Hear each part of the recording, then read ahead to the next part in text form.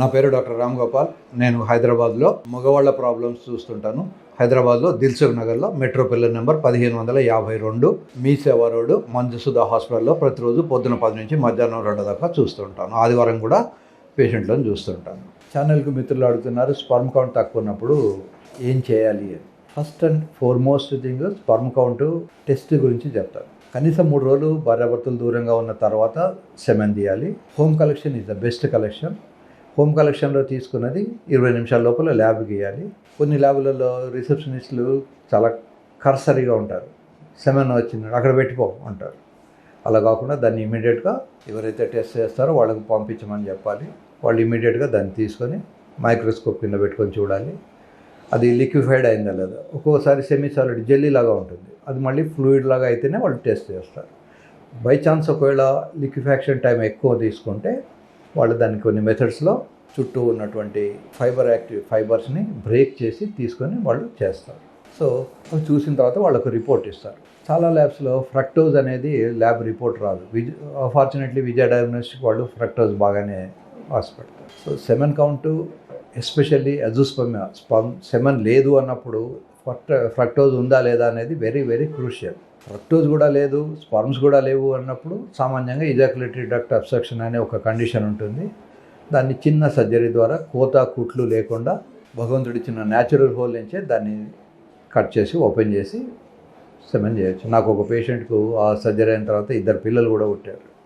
So semen count చూసినప్పుడు ఎందుకు తక్కువ ఉంది, యూజువల్గా చాలా వరకు కారణం మనకు తెలియదు. కొద్దిమందిలో థైరాయిడ్ తక్కువ ఉండొచ్చు, కొద్దిమందిలో టెస్టోస్టెరాన్ అనే హార్మోన్ తక్కువ ఉండొచ్చు, డిహెచ్ఈఏ తక్కువ ఉండొచ్చు. ఇట్లా ఏది తక్కువ ఉన్నది అనేది మనం గమనించుకోవాలి.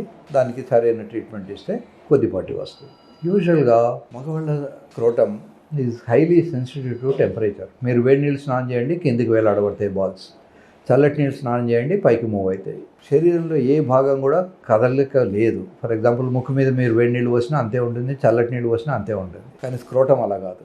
వేడి నీళ్ళు పోసినప్పుడు అది కిందికి వేలాడుతుంది. ఎందుకు వేలాడుతుంది అంటే భగవంతుడి సృష్టిలో ఈ టెస్టికల్స్ బాల్స్కి మగవాళ్ళకు ఉన్నదానికి ఈక్వల్గా ఓవరీస్ అని ఉంటాయి. అవి ఆడవాళ్ళ కడుపులో ఉంటాయి. అవేమీ కదలవు. వాటికి టెంపరేచర్ ఎక్కువ ఉన్నా కూడా అవి విత్స్టాండ్ కాగలవు. కానీ ఈ టెస్టికల్స్ మాత్రం టెంపరేచర్ సెన్సిటివ్, బాడీ టెంపరేచర్ కన్నా ఎప్పుడు తక్కువ ఉండాలి. అందుకోసం అది వేలాడతాయి. ఫర్ ఎగ్జాంపుల్ మీరు ఒక హాట్ రైస్ ప్లేట్లో పెట్టుకున్నారనుకోండి, వెంటనే తినాలనుకుంటే దాన్ని ఒక స్పూన్తో మనం స్ప్రెడ్ చేస్తాం. స్ప్రెడ్ చేసినప్పుడు అది చల్లారుతుంది. అలాగే భగవంతుడు ఈ టెస్టికల్స్ని స్ప్రెడ్ చేస్తారు, స్క్రోటమ్ను స్ప్రెడ్ చేస్తారు. స్ప్రెడ్ చేసినప్పుడు అది చల్లారుతుంది. ఒకసారి చల్లారిందంటే దాంట్లో స్పర్మ్స్ డ్యామేజ్ తక్కువ ఉంటుంది. సాధ్యమైనంత వరకు మగపిల్లలు రూమ్ టెంపరేచర్ నీళ్ళతో చేయాలి. పొరపాటున ఎప్పుడైనా కొంచెం హాట్ వాటర్తో చేయాల్సి వస్తే లాస్ట్కు ఫ్యూ మినిట్స్ మళ్ళీ చల్లటి నీళ్ళతో కూడా చేయాలి, రూమ్ టెంపరేచర్తో చేయాలి. ఆడపిల్లలు వేడి నీళ్ళు చేసినా నష్టం లేదు, కానీ మగపిల్లలు మాత్రం సాధ్యమైనంత తక్కువ వేడి చేయాలి. సానా బాత్ లాంటివి అసలు చేయకూడదు, స్టీమ్ బాత్ అంటారు, అట్లాంటివి అసలు చేయకూడదు. So room temperature is the best temperature. Or కొంచెం చల్లగా ఉన్నా నష్టం ఏమీ లేదు. కొద్దిమందికి థైరాయిడ్ అనే ఒక వ్యాధి ఉంటుంది. ఆ థైరాయిడ్ ఉన్న వాళ్ళకు కోల్డ్ ఇంటాలరెన్స్ అంటారు. వాళ్ళు ఏమాత్రం చలిని తట్టుకోలేరు. అట్లాంటి వాళ్ళు ఉంటే కొద్దిపాటి గోరువెచ్చని నీళ్ళతో స్నానం చేసినా పర్వాలేదు. కానీ లాస్ట్ ఫ్యూ మినిట్స్ కనీసం స్క్రోటం మీదనైనా 4 మగ్గుల నీళ్లు పోసుకోవాలి. అయితే లైఫ్ స్టైల్ అనేది వెరీ ఇంపార్టెంట్ స్పర్మ్ కౌంట్కి. ఒకటేమో రెగ్యులర్గా ఎక్సర్సైజ్ అలవాటు ఉండాలి, అది కూడా ఏరోబిక్ ఎక్సర్సైజ్. ఇప్పుడు మ్యారథాన్ రన్ అక్కర్లేదు. సో 15 to 20 మినిట్స్ రన్ చేయగలిగి ఉండాలి. లేదా స్కిప్పింగ్, ఇందాక నేను చెప్పినట్టు ఎనీ ఏరోబిక్ ఎక్సర్సైజ్. మీరు నెట్లో ఏరోబిక్ ఎక్సర్సైజ్ అని టైప్ చేస్తే మీకు వెరైటీ ఆఫ్ ఏరోబిక్ ఎక్సర్సైజెస్ కనబడతాయి. ఈ ఎక్సర్సైజ్ తర్వాత అండర్వేర్స్. చాలామంది అనుకుంటారు టైట్ అండర్వేర్ వేస్తే చాలా గొప్పగా ఉంటుంది. అడవిలో చీతా ఉంటుంది, విపరీతమైన స్పీడ్తో అది రన్ చేయగలదు. దానికి ఎవడు అండర్వేర్ వేయరు. నిజానికి ఏ జంతువులు కూడా అండర్వేర్ వేసుకోవు. మనుషులు కూడా అండర్వేర్ ఎందుకు వేసుకోవాలి అంటే మనం కాపాడుకోవాలి కనుక, సోషల్లీ ఇట్ ఈజ్ ఇన్హిబిటెడ్ కనుక వాళ్ళు బట్టలు వేసుకోవాలి. అంతేగాని టైట్ బట్టలు వేసి దాన్ని గుంజి కట్టి పెడితే ఆ ప్రెషర్కు కూడా వేటర్ఫీ అవుతాయి. నా దగ్గర చాలామంది రెజ్లర్స్ కూడా వస్తారు, ఇంతలా మజిల్స్ 130 kg బరువు. ఇలా రాగానే వాళ్ళు డోర్ బోల్ట్ పెట్టి సార్ అంటాడు, అంటే ఏమీ లేదు అని అర్థం. వాళ్ళకి ఏంటంటే చిన్నప్పటి నుంచి లంగొట్టి కట్టుకొని మరి 10-12 ఏళ్ల నుంచే వాళ్ళు చాలా శ్రమపడి బాడీని పెంచుకుంటారు. మజిల్స్ బ్యూటిఫుల్గా ఉంటాయి. దురదృష్టవశాత్తు ఆ హై ప్రెషర్ వల్ల టెస్టికల్స్ సరిగా గ్రో కాక సెక్స్లో కూడా ఇబ్బంది పడుతుంటారు. సో ఒకటేమో ఎక్సర్సైజ్, 2 బట్టల గురించి చెప్పాను, 3 సైక్లింగ్ కానీ హార్స్ రైడింగ్ కానీ ఉంటే మానేయాలి. హార్స్ రైడింగ్లో ఏమిటంటే ప్రెషర్ పడుతుంది, ఆ ప్రెషర్కు ఫ్రీక్వెంట్గా టచ్ అయిపోయి దాని నుంచి రావాల్సినటువంటి హార్మోన్స్ అవన్నీ సరిగా రావు. ఇది చాలా ఏళ్ళ కిందనే కొన్ని కంట్రీస్లో అబ్జర్వ్ చేశారు.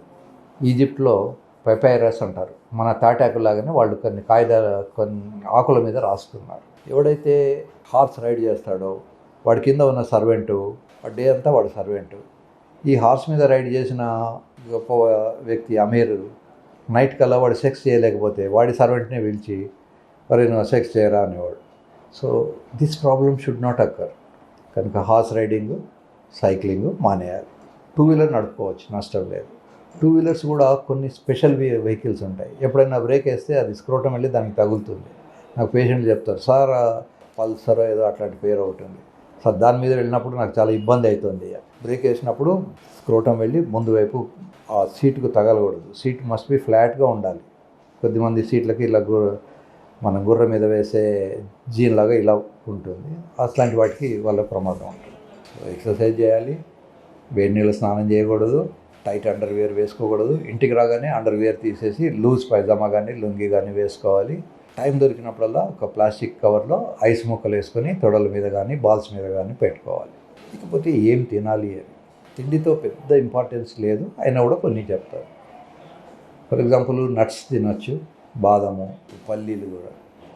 బాదం అఫోర్డ్ చేయలేని వాళ్ళు పల్లీలు తినచ్చు. పల్లీలలో ముఖ్యంగా పైన ఉన్నటువంటి రెడ్ కలర్ లేయర్ ఉంటుంది, దాంట్లో చాలా మంచి ప్రోటీన్స్ ఉంటాయి. పల్లీలను నానబెట్టుకొని తినచ్చు. దానిమ్మ పళ్ళు కూడా చాలా ఉపయోగకరంగా ఉంటాయి. దానిమ్మ పళ్ళల్లో టెస్టోస్టెరాన్కు కావాల్సినటువంటి హార్మోన్కు కావాల్సినటువంటి స్టిమ్యులస్ దొరుకుతుంది. So fresh vegetables, fresh fruits, especially దానిమ్మ పళ్ళు, తర్వాత రకరకాల నట్స్. ఫుడ్ కన్నా కూడా మోర్ ఇంపార్టెంట్ ఎక్సర్సైజ్. మీరు గమనించే ఉంటారు, బీదవాళ్ళకి చాలామంది పిల్లలు ఉంటారు, మొదలే బీదవాళ్ళు, దానికి తోడు పిల్లలు కూడా ఎక్కువ. ఎందుకు అంటే వాడికి రిలాక్స్ అవ్వడానికి డబ్బు ఉండదు. ఈ కాలంలో ఒకసారి సినిమా హాల్కి వెళ్తే కూడా 1000 రూపాయలు అవుతున్నాయి. సో ఫ్యామిలీతో వెళ్తే 1500, 2000 దాకా అవుతుంది. వాళ్ళకి వేరే ఎంటర్టైన్మెంట్ ఉండదు, శృంగారమే వాళ్ళకి ఎంటర్టైన్మెంట్. తర్వాత బీదవాళ్ళు అయ్యేసరికి దే కెనాట్ అఫోర్డ్ సానా బాతు, స్టీమ్ బాతు, ఇవన్నీ వాళ్ళు చేయలేరు. తర్వాత బరువు కూడా ఎక్కువ ఉండదు, ఎందుకంటే న్యూట్రిషనల్ డెఫిషియన్సీస్ ఉంటాయి. తినడానికి ఎక్కువ డబ్బులు ఉండవు, ఎక్కువ ఫుడ్ ఉండదు, అందుకని విపరీతమైన ఒబేసిటీ అవి కూడా ఉండవు. సన్నగా పీలబడిపోయి ఉన్నా కూడా వాళ్ళకు రిప్రొడక్టివ్ కెపాసిటీ బాగానే మెయింటైన్ అవుతుంది. That is the nature. So డబ్బులు లేని వాళ్ళకి అసలు పిల్లలు లేరు, డబ్బులు ఉన్న వాళ్ళకే పిల్లలు ఉన్నారంటే ప్రపంచంలో అసలు పనిచేసే వాళ్ళు ఎవరు ఉండరు, అందరికీ డబ్బులు వచ్చేస్తాయి. తిండి కన్నా ముఖ్యమైనది ఎక్సర్సైజ్. తర్వాత ఇందాక నేను చెప్పినటువంటి లైఫ్ స్టైల్ చేంజెస్.